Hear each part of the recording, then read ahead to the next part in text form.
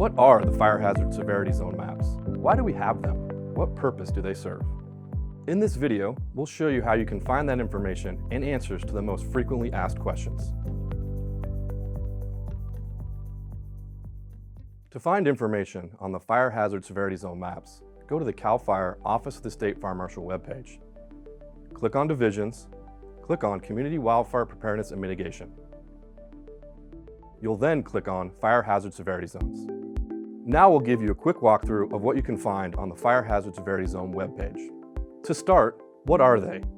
The main elements that go into determining the fire hazard severity zones include vegetation, topography, climate, crown fire potential, ember production and movement, and fire history.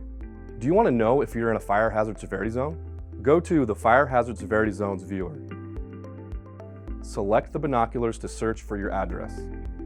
In the search bar, enter your address, then click the magnifying glass. So now you have determined that you're in a fire hazard severity zone. What are these maps used for?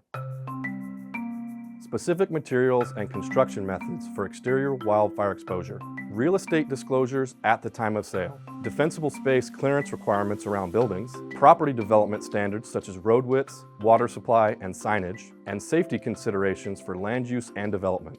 Now let's talk about what the fire hazard severity zone maps are not used for. Insurance. Insurance companies use risk models, which differ from hazard models because they consider the susceptibility of a structure to damage from fire and other short-term factors that are not included in hazard modeling. It's unlikely that insurance risk models specifically call out CAL FIRE fire hazard severity zones as a factor, but much of the same data that is used in the fire hazard severity zone model are likely included in the insurance company's risk models. However, insurance risk models incorporate many additional factors and factors that change more frequently than those that CAL FIRE includes in its hazard mapping, which is built to remain steady for the next 10+ years. More information can be found under the Frequently Asked Questions button on the webpage.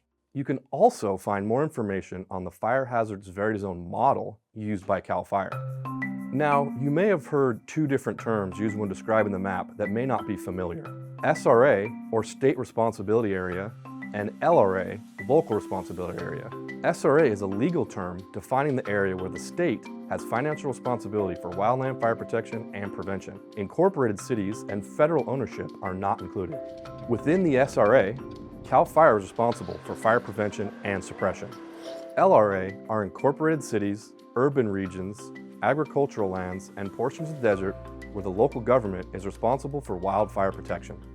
If you would like to receive updated information on fire hazard severity zones, you can subscribe and receive updated information via email by clicking on the link at the bottom of the page.